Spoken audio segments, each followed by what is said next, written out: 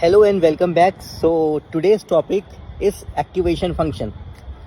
So from last two videos, I'll discuss about neural network, and I give you one clue. Like if in any interview, an interviewer asks you, neural network are linear or the non-linear entities.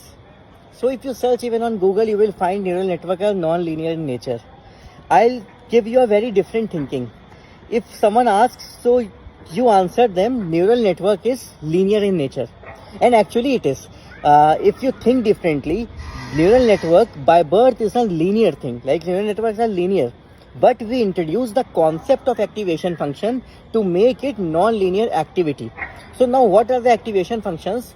And so basically activation functions are the mathematical functions that we introduce in the layer of neural network to introduce the concept of non-linearity.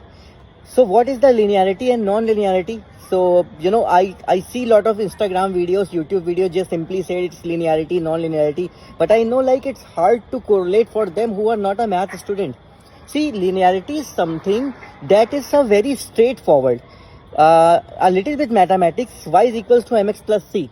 It's the equation of line. So anything that can be defined on the line, or that is a straightforward. For example, 10, there is a relation. 2 is equals to 20, 3 is equals to 30, 4 is equals to 40, 6 is equals to 60. It's a straightforward relation. This is a linear concept. It's a linear equation. Non-linearity, when you have to perform little bit of maths, little bit of complexity, which cannot be defined on line, which is a complex data, which is called as non-linearity. And generally, neural networks are designed to learn the complex data.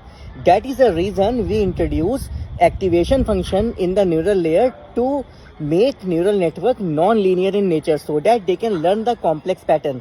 There are some famous activation functions, or most popular are like tanh, sigmoid and ReLU. Maybe we'll discuss in some different video. Thank you so much. And if you like my video, do follow and subscribe.